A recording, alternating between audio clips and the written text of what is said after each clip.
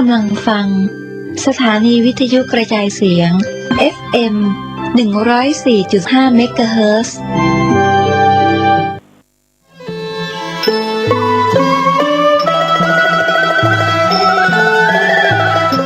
ขอเรียนเชิญศิษยานุศิษย์ร่วมพิธีเจริญพระพุทธมนต์สืบชะตาหลวงทักษิณานุปทานครบรอบ34ปีการมรณภาพพระครูวรเวทวิสิทธิ์หรือครูบาธรรมชัยธรรมชโยครบรอบ107ปีชาตการวันอาทิตย์ที่26ธันวาคมพุทธศักราช2564กำหนดการโดยย่อดังนี้9:30 นาทีพระเถระเจริญพระพุทธมนต์สืบชะตา10:30 นาทีประกอบพิธีทักษิณานุปทานครบรอบ34ปีมรณการหลวงปู่11:00 น.ถวายเครื่องไทยทานภัตตาหารเพลแด่พระสงฆ์12:30 นาทีมอบทุนการศึกษาให้นักเรียนจำนวน100ทุนขอเชิญร่วมเป็นเจ้าภาพ 1. เครื่องไทยทานถวายแด่พระสงฆ์ชุดละ 1,500 บาท 2. เจ้าภาพทุนการศึกษาทุนละ500 บาท 3. เจ้าภาพภัตตาหารโรงทานตามศรัทธา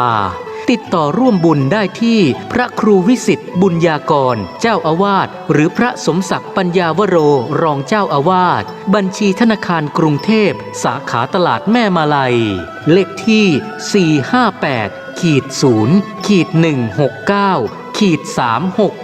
458-0-169-367ชื่อบัญชีพระอธิการอินคำจิตตปุญโย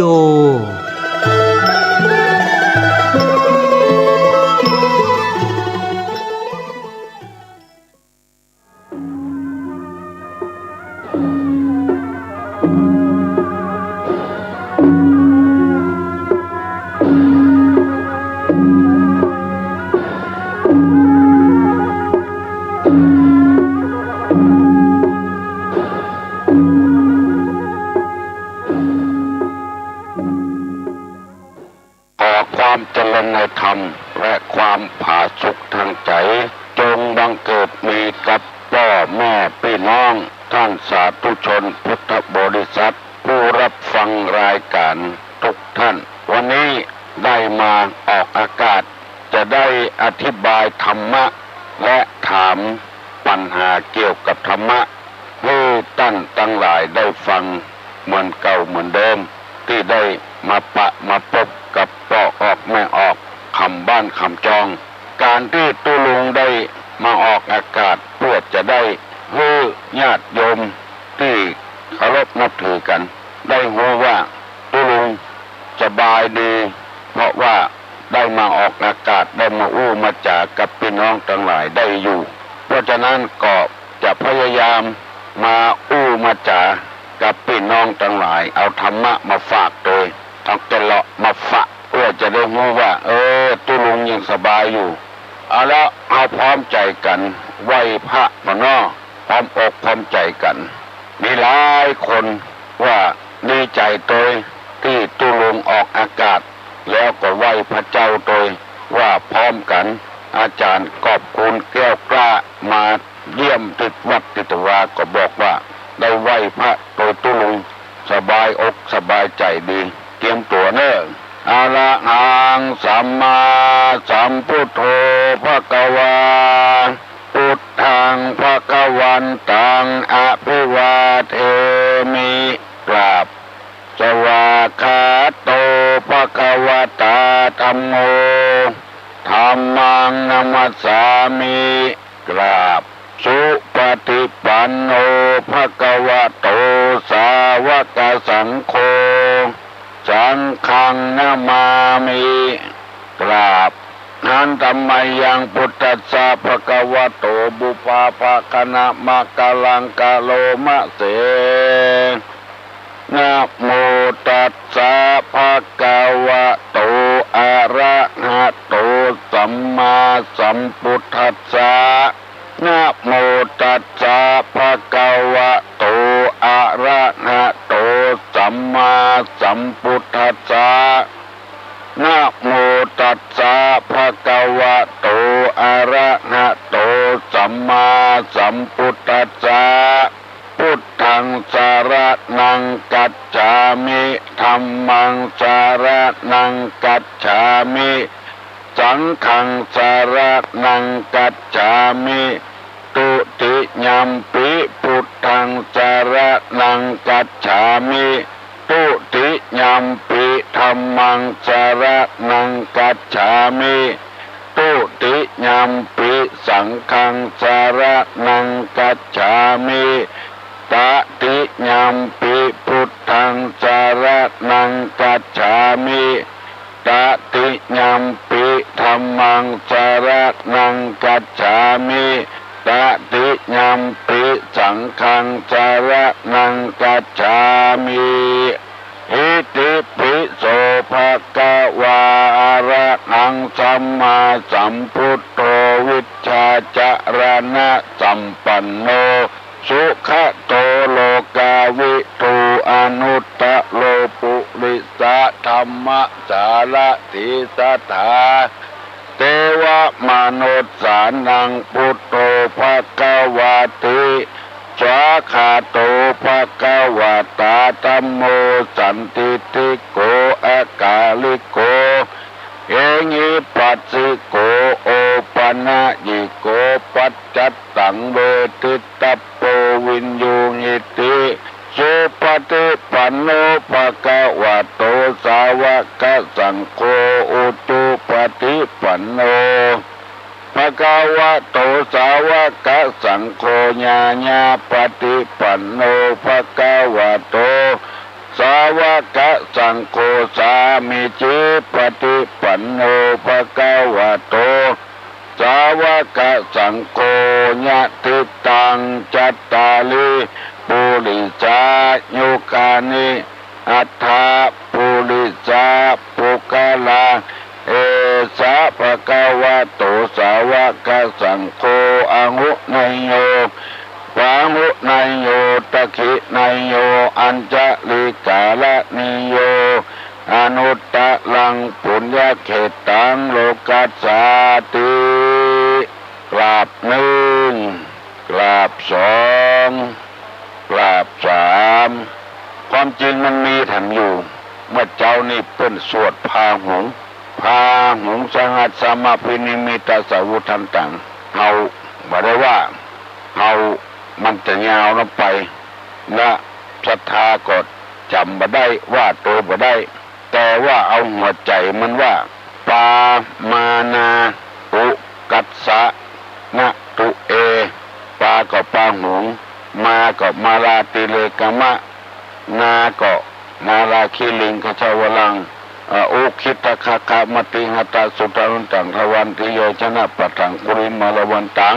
เมื่อพระพุทธเจ้าได้ปราบโจรองคุริมานโดยเอาธรรมะไปปราบบ่มีเครื่องไม้เครื่องมือหยังอาพาธภัยจำได้ก็จำไว้เป็นหัวใจพาหุปามานาอุกัสสะนะตุเอ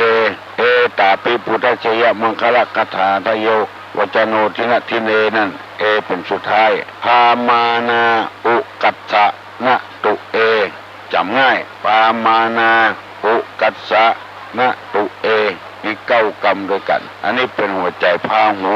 คนว่าจะออกบ้านออกจองไปที่ไหนเสกน้ำธรรมดาเนี่ยเป่าลงไปปามานาอุกัสสะนะตุว่าเก้าเตื้อเอาล้างหน้าเอาตบหัวชนะมารบ่มีมารบ่มีภัยมารมาขัดมาขวางไปได้สะดวกสบายอันนี้เป็นกรรมเก่ากรรมแก่ที่โบราณตั้งขายไว้เพื่อบ่ให้เสียเวลานักหนาปาป้านตุลุงจะนำเอาธรรมะมาเสนอให้พี่น้องทั้งหลายได้ฟังต่อไปแถมเป็นหมวดสองได้จบไปแล้วโดยที่ท่านทั้งหลายบัดนี้หูคิงหมวดสองนั้นมีใจความว่าธรรมที่มีบุญคุณกับคนน่ะมีอยู่สองอย่างคือสติกับสัมปชัญญะอันนี้เวลาที่จะทำมันอย่างใจเวลาจะทำจะพูดจะคิดมันมีอุปกระกับคนทำมันใดบ่มีสติควบคุมมันจะทำผิดทำพลาดบางเตื้อมีเจตนาดีแต่เวลาพูดนั้นมันพูดผิดไปคิดก็คิดผิดไปต้องมีสติกำกับ แล้ว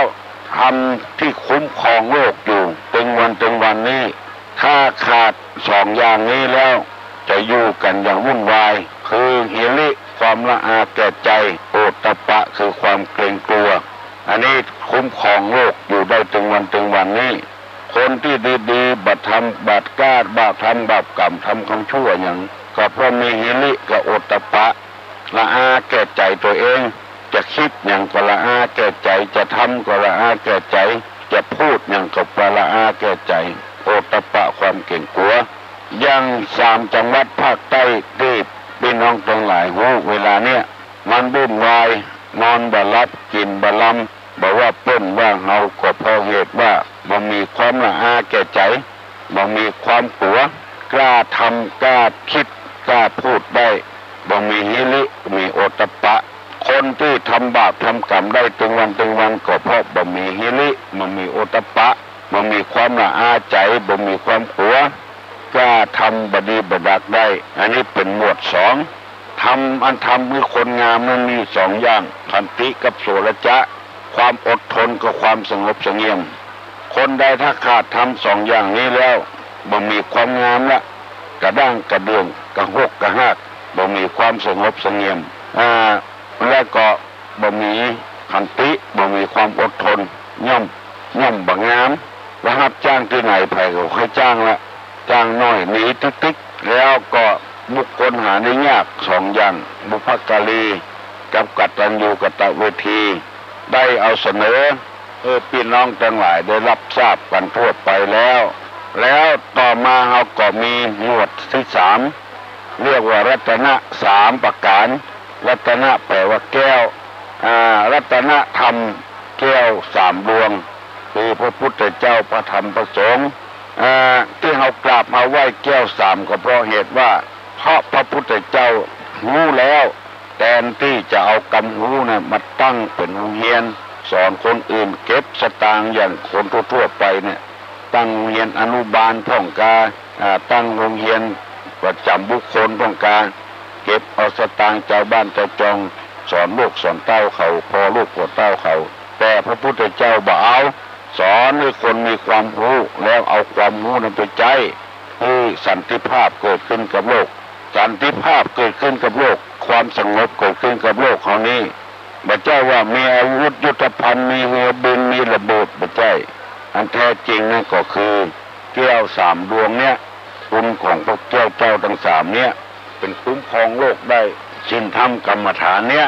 คือพระพุทธเจ้ารู้ดีรู้ชอบแล้วสอนให้คนอื่นปฏิบัติตาม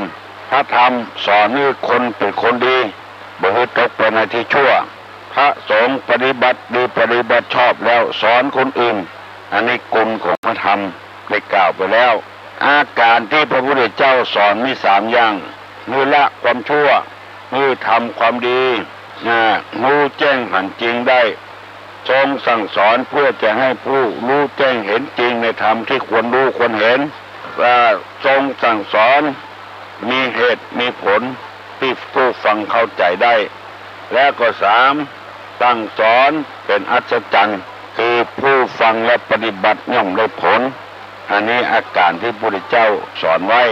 แล้วโอวาทของพระพุทธเจ้ามี3อย่างละความชั่วทำความดีเพื่อทำจิตใจสะอาดดังที่ตุลุงนำมาเสนอไปแล้ว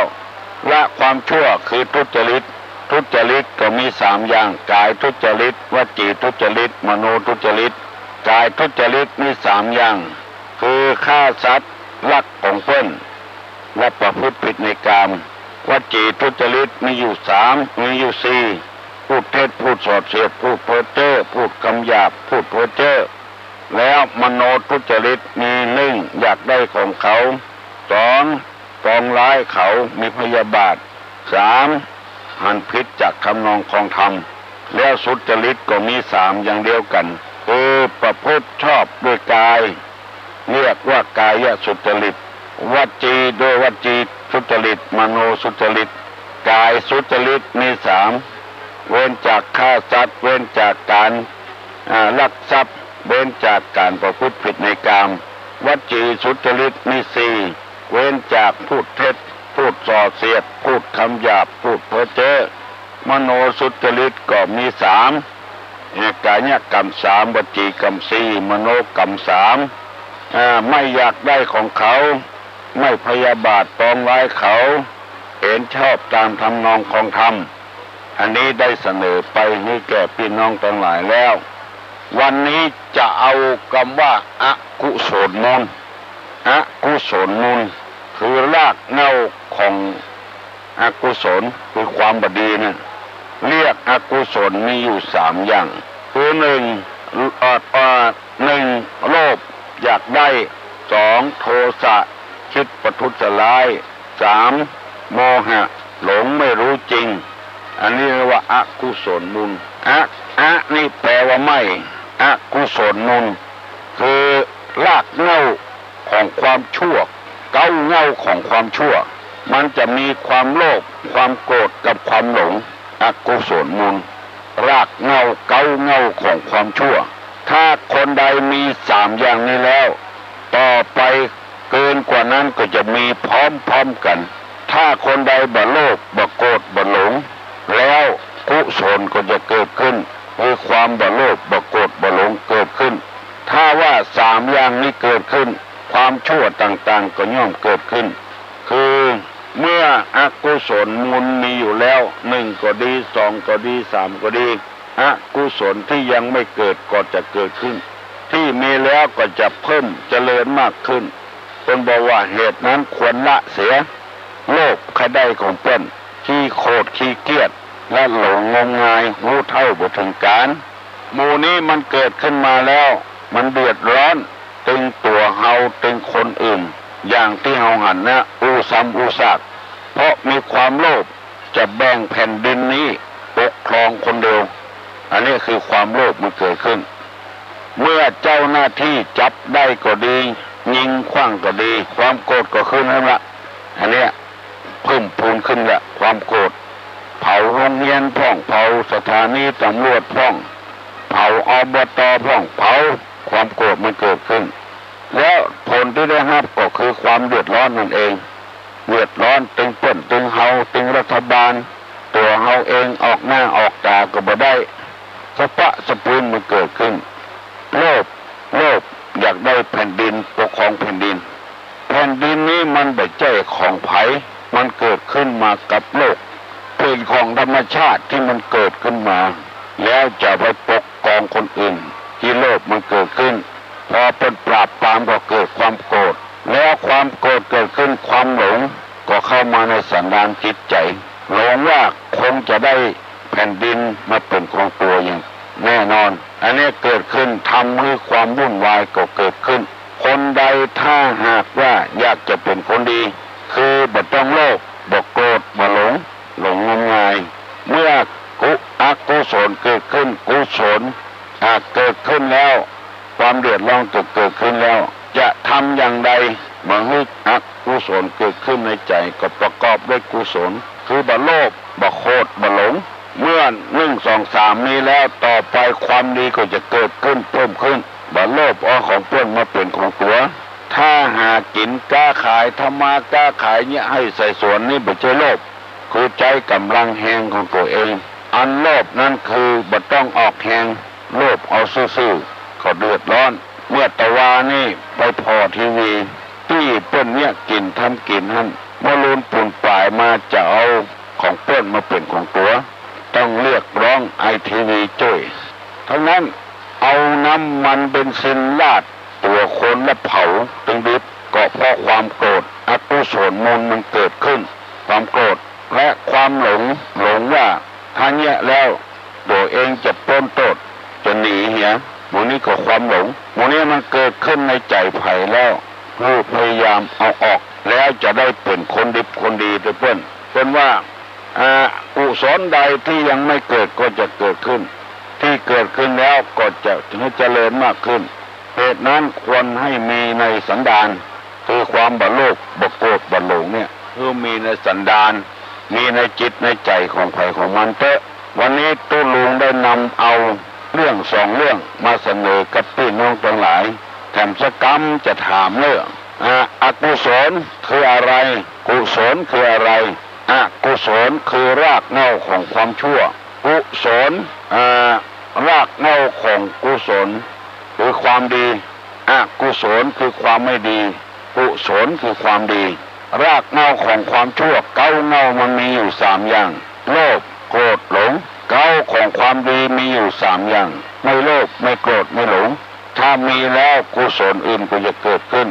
อันนี้นำมาเสนอให้พี่น้องวงศาคณาญาติทั้งหลายฟังต่อไปจะเอากรรมคนบักเก่าเป็นเล่าไว้มาเสนอให้พี่น้องทั้งหลายได้ฟังเป็นคำสั่งคำสอนไปในตัวเพื่อจะเกิดจะเกิงให้ผู้ฟังทั้งหลายบ่ให้เป็นคนชั่วบ่ให้เป็นคนห้ายบ่ให้เป็นคนขาดให้เป็นคนดีของดีอยู่ที่ไหนอย่างเพชรอย่างพลอยเนี่ยอยู่ในหินอยู่ในดินปุ่นลึกปันใดเขาก็ไล่ขุดเอาอยู่แร่ทองคำแก้วเพชรนินจินดาเป็นขุดเป็นโคนเอาอยู่ธรรมะก็เช่นเดียวกันถ้าคนไปปฏิบัติได้เป็นก็ขุดก็โคนออกมาว่าเป็นคนดีใครให้เป็นแก่ใครให้เป็นแคว้นใครให้เป็นอบต.อย่าได้ช่วยบ้านช่วยเมืองขอให้เอาธรรมะมาใจให้ก่อนเพื่อนจึงจะแต่งตั้งให้เป็นคนดีกรรมที่ตุลุงบอกเมื่อ2-3 วันแล้วว่าบดีติดกระแสติดทางน้ำอย่าไปแร่แผ่คูตวานคือขยายประตูขยายอำนาจตัวเก่าอย่าไปลานผนมคือ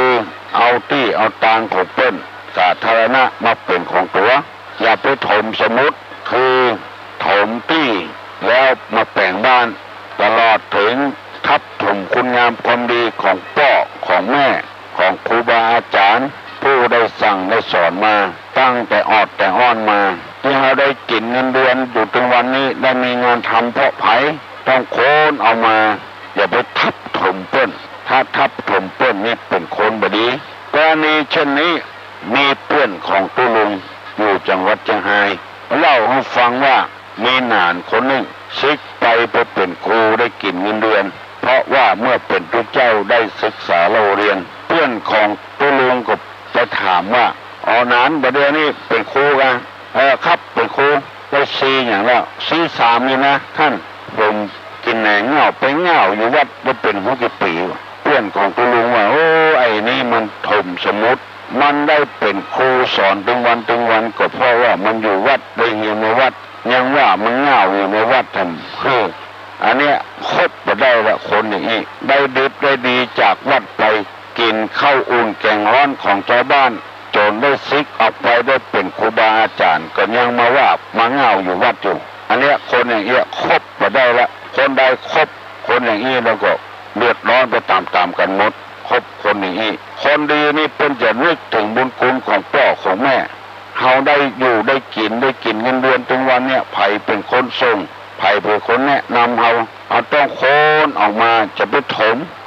คุณงามความดีของพ่อของแม่นี่ว่าถมสมุดวันนี้จะได้นำเอาคำว่าพุทธรณีติดกระแสแพทย์ตอนร้อนพนมถมสมุดวันนี้พุทธร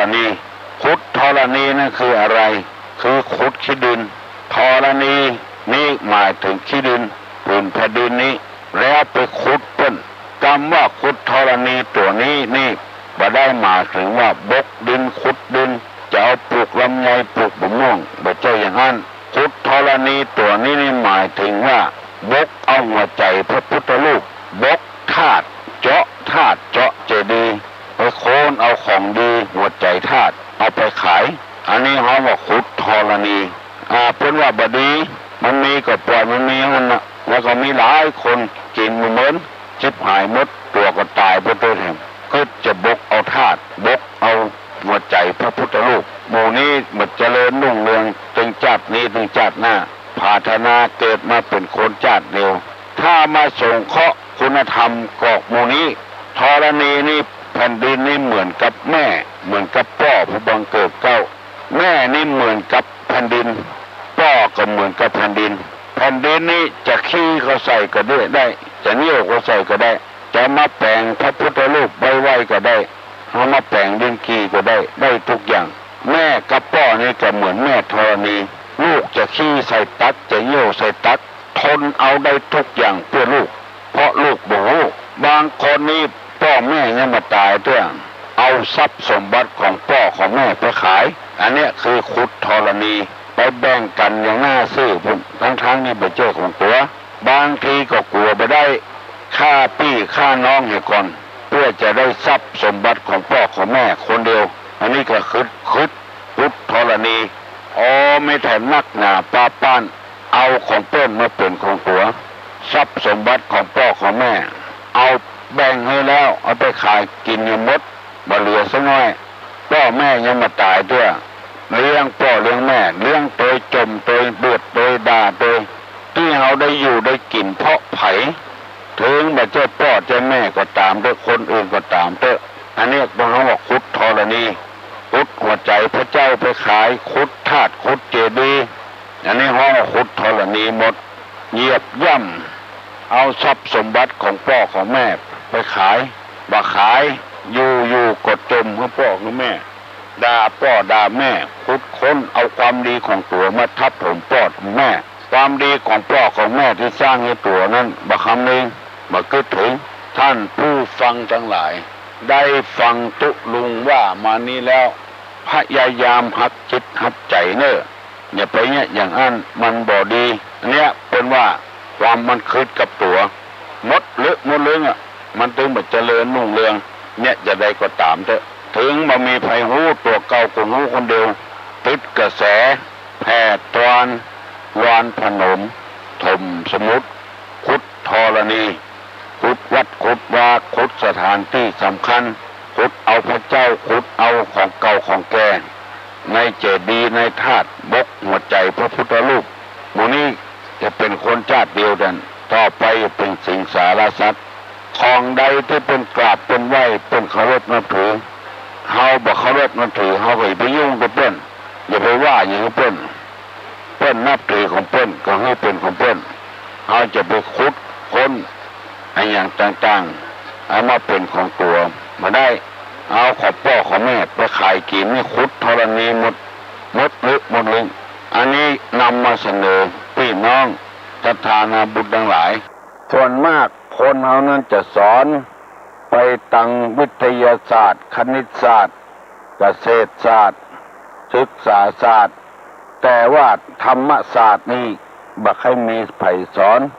ทั้งที่ฟังง่ายปฏิบัติง่ายบ่ได้บกได้กุนอย่างมันพ่อออกแม่ออกที่ฟังตุลุงกูเจ้านั้นตุลุงยินดีโดยเพราะว่าถามอันอย่างออกมาก็ตอบได้หมดดังที่ตุลุงนำเรื่องทุจริตกับสุจริตกุศลอกุศลมาเสนอก็ตอบกันได้หมดกุศลคือความดีความงามอกุศลคือความบดีความบงาม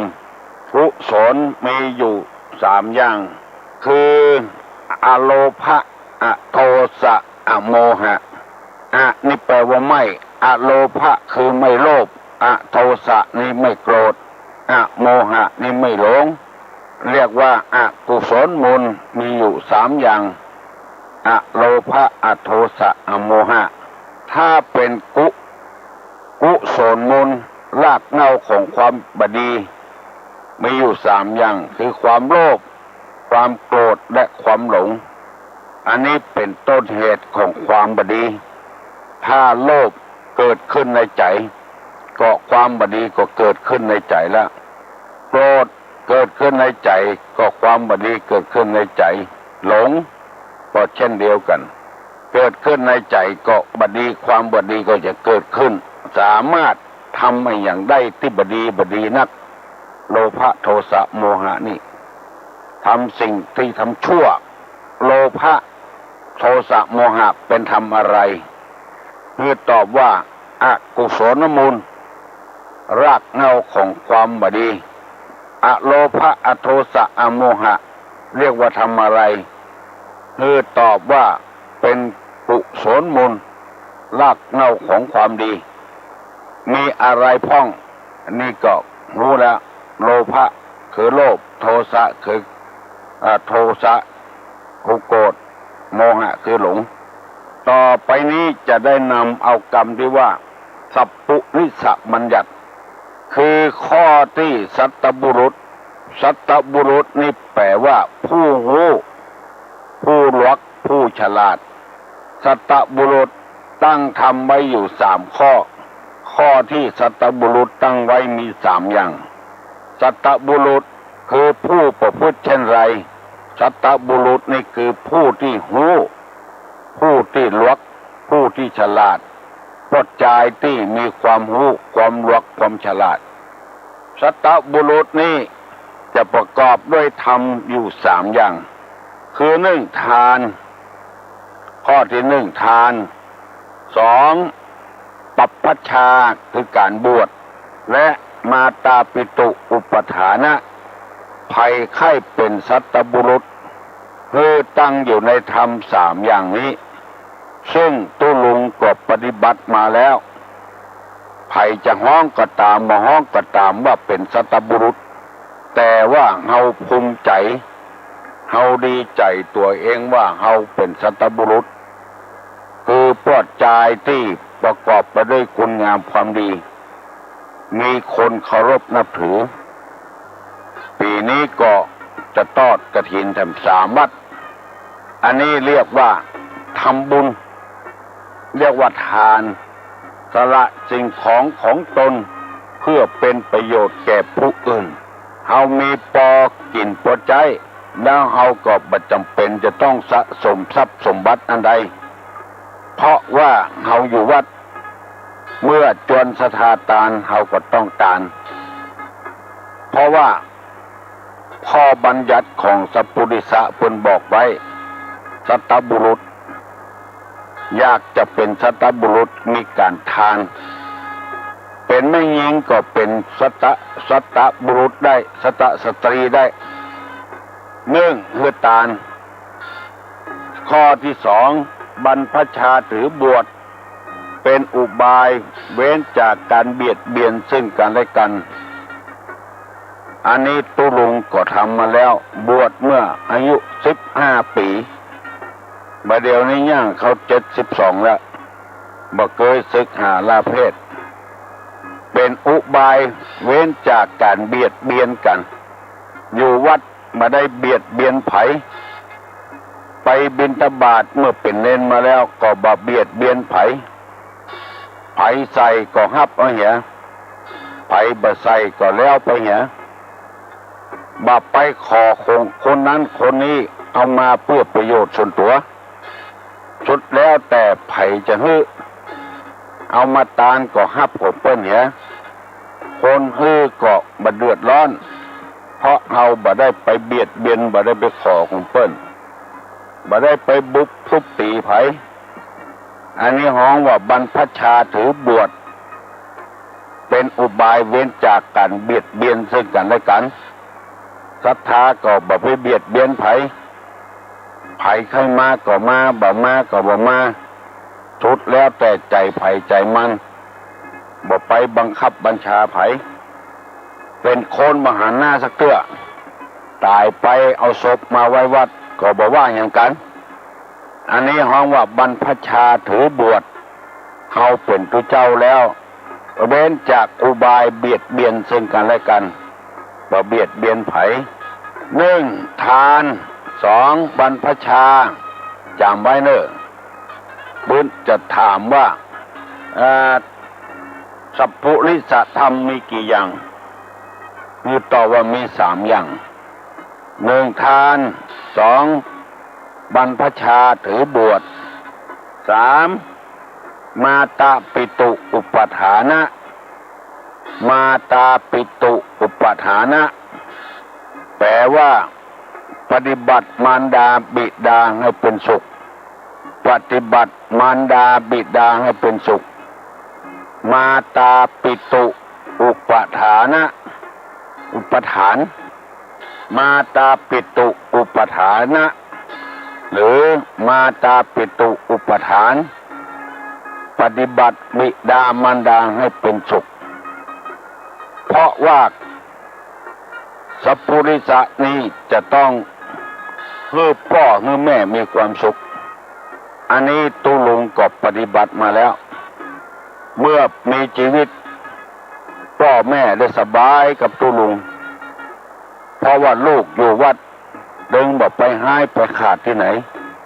อยู่กับพระเจ้าพ่อแม่ก็สบายใจมีความสุขกับลูกยิ่งได้บวชได้เรียนเทศน้ำเทศธรรมได้ตอนเมื่อหนุ่มๆพ่อนี่จะไปโตยกุฏิกุตังตุลุงไปเทศที่ไหนก็ไปโตย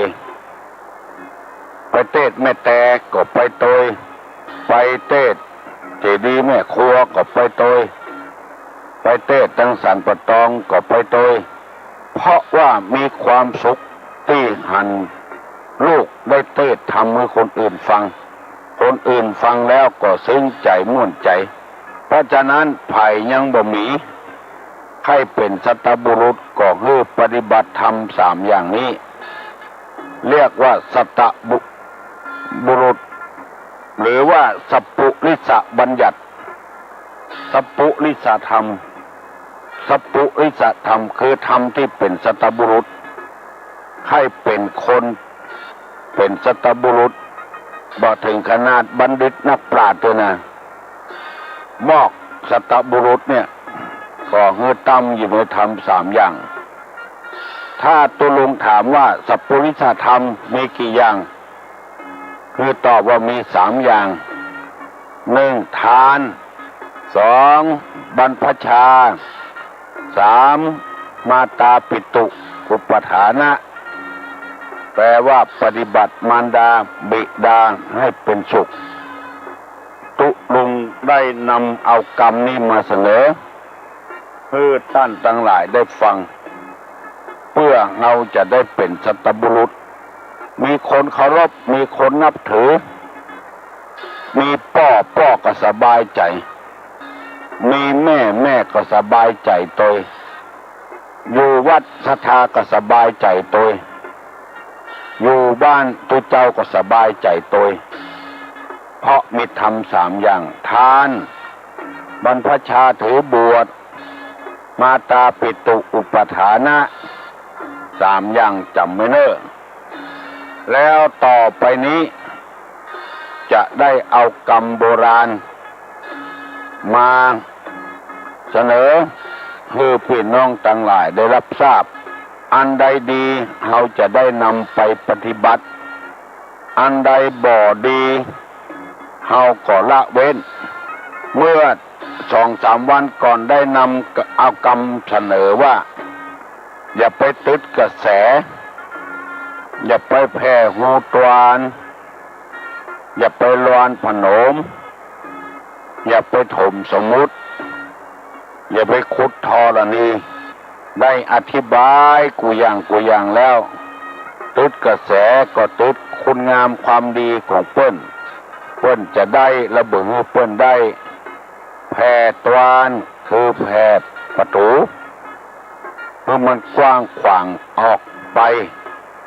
แผ่อำนาจวาสนาของตัวในทางที่บทถูกบทต้อง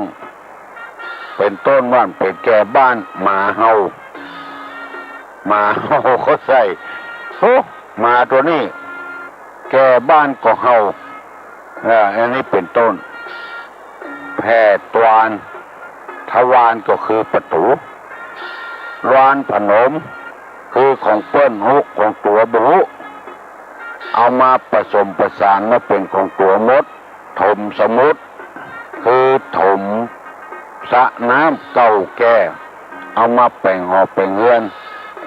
หรือทับถมคุณงามความดีของคนอื่นพ่อแม่เลี้ยงมาทับถมบุญคุณของพ่อของแม่หมดขุดคอธรณีขุดธรณีคือขุดวัดห้างขุดธาตุห้างขุดบกหัวใจพระเจ้าอันนี้ขุดธรณีหมายถึงขุดค้นเอาทรัพย์สมบัติของพ่อของแม่มาขายกินเพิ่นยังมีชีวิตอยู่ไปบังคับให้เพิ่นเอาโฉนดเอาที่ดินไปขายหรือไปจุพ่อจุแม่ หมู่นี้เรียกว่าพุทธธรณีอันสุดท้ายเรียกว่าคุยสมณะคุยสมณะพุทธธรณีและคุยสมณะหมายความว่าอย่างใดสมณะนี่ก็คือนักบวชเป็นพระฤาษีจีพราหมณ์ก็เรียกว่าสมณะนักบวชเป็นแม่ชีบวชเป็นภิกษุณีก็นักบวชเป็นเณรก็นักบวชเป็นพระเจ้าก็นักบวชแล้วอยู่บดายไปหาเรื่องใส่นักบวชคุยสมณะหมู่นี้เปิ้นว่าจะไปเนี้ยเปิ้นอยู่วัดถ้าว่าสมณะนั้นประพฤติตัวบ่ถูกต้องเพื่อหวังผลประโยชน์ของส่วนรวมผลประโยชน์ของวัดอันนี้นี่ตัวนุ่งผ้าเหลืองแท้ใจบ่เป็นผ้าเหลืองไล่ออกวัดได้พวกนี้เพราะว่าคนเอาพระเจ้าไปขายเอาเงินวัดไปเล่นหวยเอาเงินวัดไปซื้อรถมาใจเป็นส่วนตัวอันนี้บัจใจสมณะเพราะว่าเอาผ้าเหลืองมาตุ้มมาห่มมาได้แต่ว่าถ้าเปิ้นปฏิบัติดีปฏิบัติชอบไล่เปิ้นคุยเปิ้นดังที่เราเคยได้ยินเปิ้นปฏิบัติธรรมอยู่ในป่า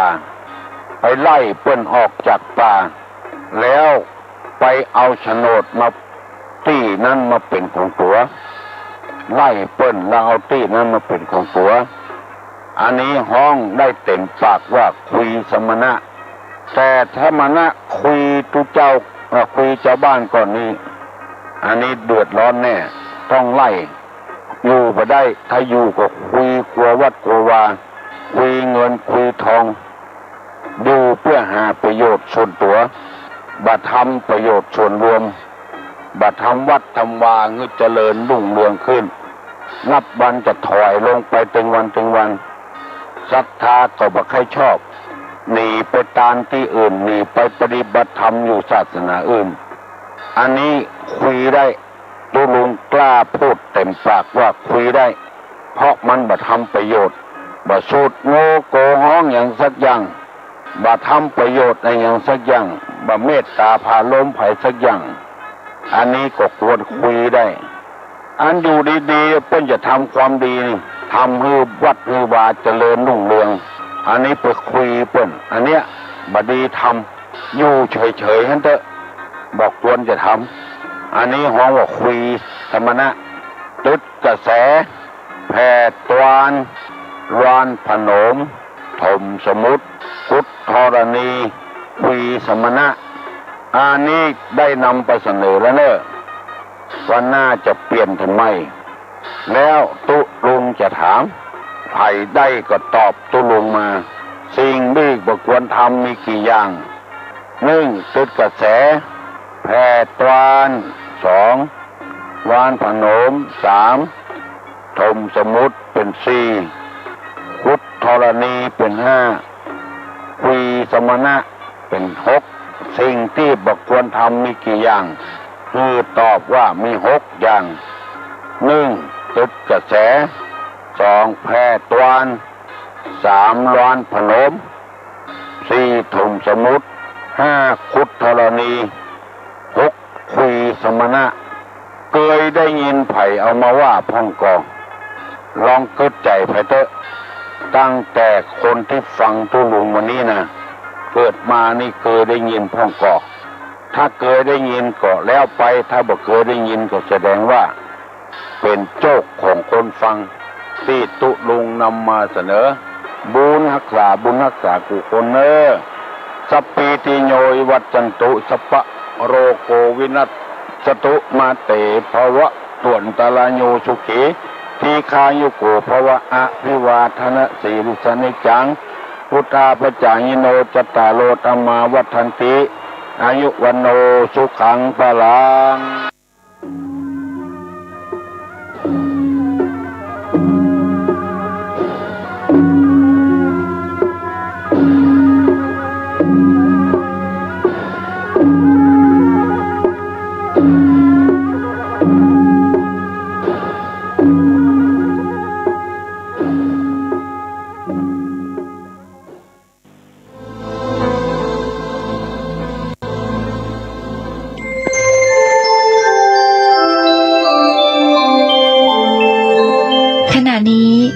านกำลังฟังสถานีวิทยุกระจายเสียงพระพุทธศาสนา FM 104.5 เมกะเฮิรตซ์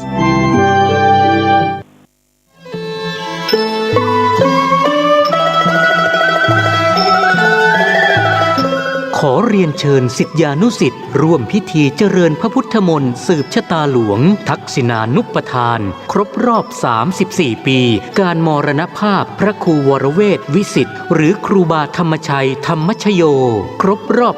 107 ปีชาตการ วันอาทิตย์ที่ 26 ธันวาคม พุทธศักราช 2564 กำหนดการโดยย่อดังนี้ 9:30 นาที พระเถระเจริญพระพุทธมนต์สืบชะตา 10:30 นาที ประกอบพิธีทักษิณานุปทาน ครบรอบ 34 ปีมรณกาลหลวงปู่ 11 นาฬิกาถวายเครื่องไทยทานภัตตาหารเพลแด่พระสงฆ์